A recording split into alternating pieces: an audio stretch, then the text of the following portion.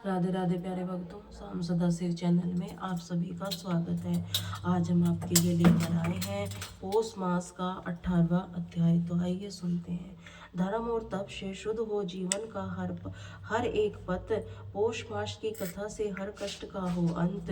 ओम आदित्य नमः। कृष्णाय पौष मास का 18वां दिन हमें प्रेरणा देता है कि जीवन को शुद्ध करने के लिए, पाप मुक्ति रहने के लिए ईश्वर की साधना, तत्व के मार्ग में चलना आवश्यक है। आज के दिन की कथा हमें सिखाती है कि जब हम अपने कर्मों को धर्म भक्ति की निष्ठा से करते हैं तो हमें इस संकट से मुक्ति मिलती है और फिर जीवन में सुखी की बौछार होती है। तो आइए इस पवित्र कथा को सुने और अपने जीवन को ईश्वर की कृपा से आशीर्वाद करें। गणपति की आयु का छठा वर्ष चल रहा था, तभी एक दिन शिवजी ने आश्रम में विश्वकर्मा जी का आगमन हुआ। मयूरेश्वर खेलने के लिए गए हुए थे और घर लौटे आए तभी विश्वकर्मा ने उनके चरणों को प्रणाम किया और बोले, प्रभु आपके प्रकट होने का समाचार जानकर दर्शन करने के लिए यहाँ उपस्थित हुआ हूँ। सुनकर गणेश्वर बोले, बड़ी कृपा आपको, किंतु यह तो बतलाइए कि मेरा उपहार क्या क्या लाए हैं। विश्वकर्मा जी ने विनीत भाव से उत्तर दिया, यद्यपि आप चराचर नाथ के लिए मैं क्या उपहार दे सकता हूँ, फिर भी सभी पुत्र के संगम से दक्षिण पर प्रशुपात यज्ञ और अकुंस लाया हूँ जो कि प्रस्तुत है। वहाँ कितना सुंदर उपहार है, यही तो चाहता था मैं।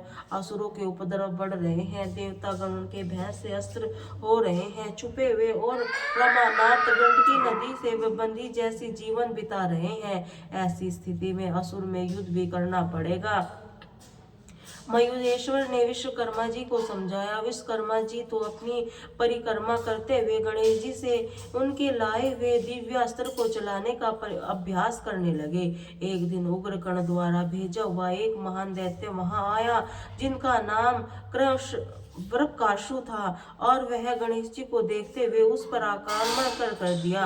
उन्हें विश्वकर्मा जी के द्वारा दिए अंकुश का भयंकर प्रहार कर दैत्य की जीवन लीला समाप्त कर दी, उसे स्वधा के भेज दिया। 7वें वर्ष गणपति जी का उपनयन संस्कार हुआ।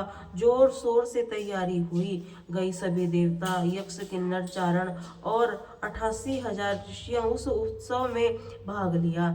शिवजी ने सभी का सहज स्वागत और संस्कार किया। जब वह मुनि गण मंत्र पाठ करने लगे तभी वहां पर करतात एक काल नामक 2 भयंकर महाराज मंदसा हाथी का रूप धारण करके आ गए। आते ही उन्होंने वहां उपद्रव आरंभ कर दिया और शिव गणों को उन्हें रोका, किंतु वे शिव गणों को भी मारने मंडप पर निकट जा पहुंचे। उन्होंने स्तंभों को टक्कर मार कर गिराने का प्रयास किया और भयभीत हुए मुनि कुमार, देवगण, ऋषि पत्नियां वहां से प्राण बचाकर भाग गए। उनका यह कौतूहल बड़े बटु गणेश्वर एक हाथी का सूंड पकड़कर उमेट डाली, उस पर बड़े जोर से मुक्के का प्रहार कर दिया, जिससे पीड़ित होकर चीख मारता हुआ उस हाथी को तेज से पीछे की ओर मुड़ा और तभी उसकी जोर से टक्कर अपने दूसरे को हाथी से हुई, जिससे कारण दूसरा हाथी भी आघात हो गया।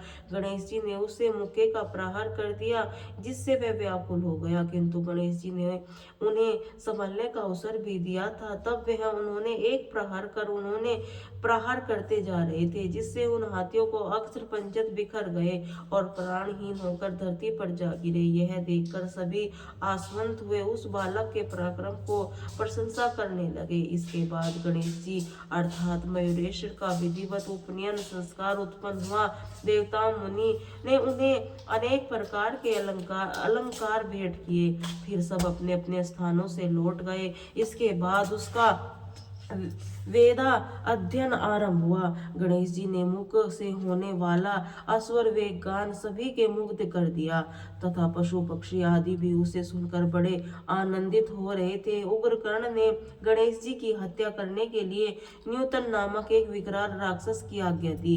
उससे त्रिसंध्या क्षेत्र में पहुंचकर अत्यंत भयंकर हिंसक पशु का रूप बनाया।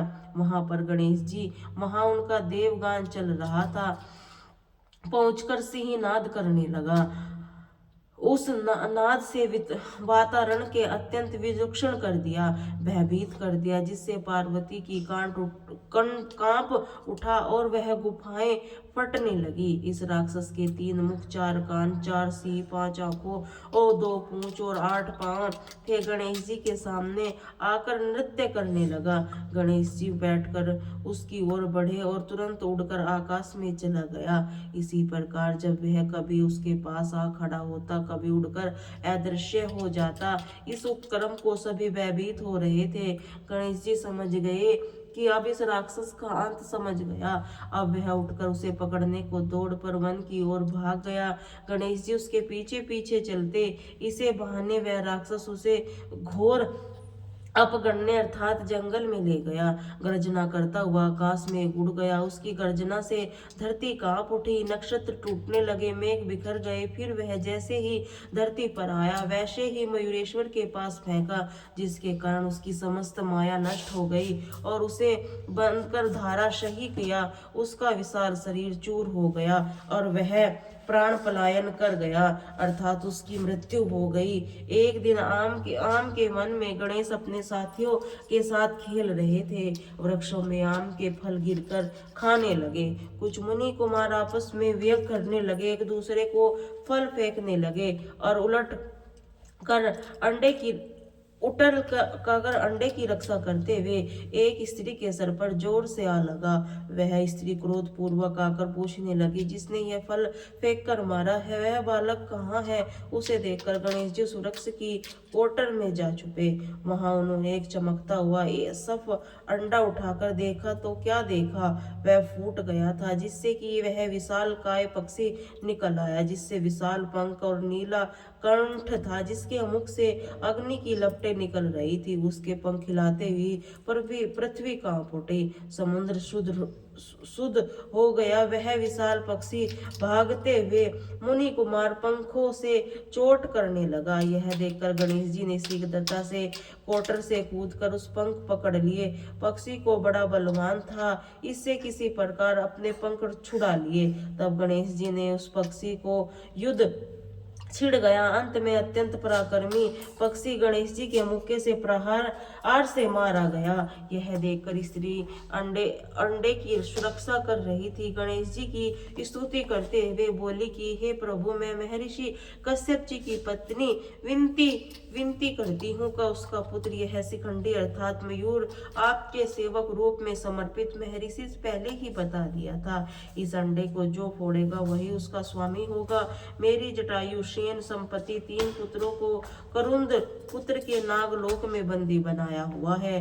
कृपा कर उन्हें मुक्त कराने का कष्ट कीजिए। गणेश जी के आसन दिया और माता, आप चिंता न कीजिए, मैं आपके पुत्रों को छुड़ाने का शीघ्र ही प्रयास करूंगा। इसके बाद उन्होंने मयूर से कहा कि तुम घर प्रसन्न हो, कोई वर मांग लो। सुनकर मयूर कहने लगा, प्रभु, मुझे तो आपकी भक्ति ही चाहिए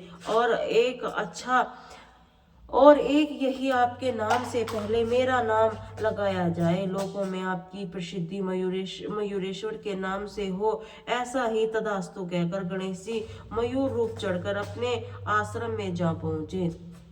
माता पार्वती ने सारा वृतांत सुना और बहुत प्रसन्न हुई।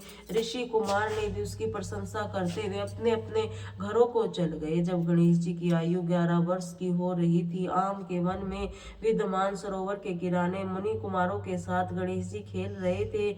तभी उग्रकर्ण के द्वारा भेजा हुआ एक राक्षस विशाल काय घोड़े के ऊपर आकर उपद्रव मचाने लगा। उसकी भयंकर आकृति और आक्रमण चेष्टा देखकर कुछ मुनि कुमार तो सरोवर में कूद पड़े, कुछ डरकर वृक्षों पर जा चढ़े और कुछ प्राण लेकर कहीं जा छुपे। तभी गणेश जी ने उन सब ब्रज तुल्य मुट्ठी आघात मुक्के का प्रहार कर दिया। पहले तो उसके सामना किया, किंतु बार बार मुक्के के प्रहार से उसका शरीर अत्यंत पीड़ित हो गया और वह अपनी जान बचाने के लिए एक सरोवर में कूद गया। यह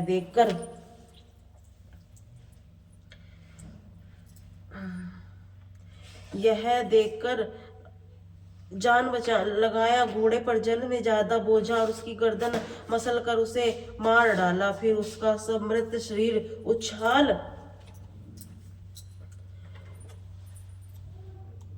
देखकर मुनि कुमार बड़ी प्रसन्न हो गए। आश्वासन के मारे अधिक हर्षित जल क्रीड़ा करने लगे। वही कुछ नाग कन्या भी सरोवर में दूसरी ओर जाकर जल क्रीड़ा करने लगी। तभी उनकी दृष्टि मुनि कुमारों के साथ क्रीड़ा करते हुए गणेश जी पर पड़ गई। उन्हें निकट आकर उनका परिचय पूछा। गणेश जी ने उनका परिचय किया तो उन्होंने कुछ समय को घर चलाने का आग्रह किया। सुनकर वह उस नाग कन्या से कहने लगे, माता जी मेरी प्रतीक्षा कर रही होगी, इसीलिए मैं आपको साथ चल सकता हूँ। मुझे घर से निकलते हुए कुछ देर हो गई है। नाग कन्या ने बहुत आग्रह किया। वे चुपचाप उसके साथ चल दिए। मुनि बालक को उसके जाने का पता नहीं चला। इसी समझ रहे थे कि गणेश जी हमारे साथ हैं। मार्ग में भगासुर ने उस बालकों को छल से मारने का उपक्रम किया, किंतु सर्वज्ञ मयूरेश्वर ने अपने प्रभाव से राक्षस को मार डाला। माता को भी यही लगा गणेश घर पर आ गया है। उन्होंने उसके प्रतिरूप भोजन कराया, अर्थात गणेश जी को तो नाग कन्या के साथ सरोवर में अंदर चले गए थे। उन्होंने अपनी मूर्ति बनाकर उस बालकों के साथ अपने घर भेज दी थी। तो देवी गणेश जी को भोजन कराया और फिर उसके बाद वे अपनी सैया पर जाकर सो गई। इधर नाग कन्या उन्होंने पाताल लोक में स्थित अपने भवन में ले जाकर पहुंच गए। वहां उन्हें स्नान कराया और स्तुति करने निवेदन कर, प्रभु आप कुछ यहाँ पर निवास करने की कृपा करें। गणेश जी ने पूछा, यदि आपके पिताजी कौन है? और उन्होंने उत्तर दिया कि नागराज वसु की पुत्री हूँ, मैं आपके दर्शन करके बहुत प्रसन्न होंगे। यह कहकर नाग कन्या उन्हें अपने पिता के पास ले गई। नागराज वसु की अत्यंत चमकते हुए रतन सिंहासन पर विराजमान थे। उनके मस्तक पर अद्भुत मणि और रतन मुकुट और कंठ में दिव्य मणियों हार सुशोभित थे।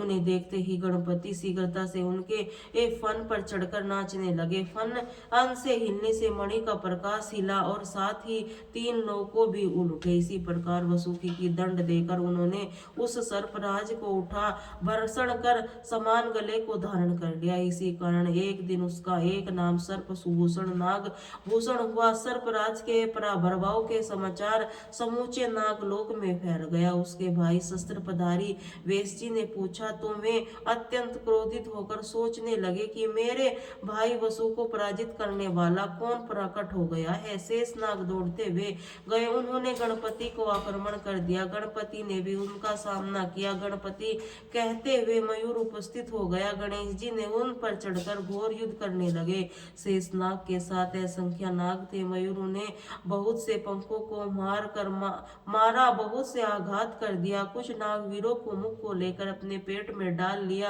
यह देखकर शेष नाग अत्यंत कुपित हो गए। उनके मुख और नाक से विष की भयंकर लपटें निकटने लगी। मयूर एक विश्व ज्वाला से झुलस कर मूर्छित हो गया। उसके गिरने की मयूरेश्वर अत्यंत क्रोधित हो गए। उछलकर शेष नाग के सर पर जा चढ़े और अपना भार बढ़ाकर अपने फनों को नाचने लगे। ऐसा शेष नाग उसे यही नहीं रोक सके, आलंकित पीड़ा कराते हुए रक्त का वमन करने लगे।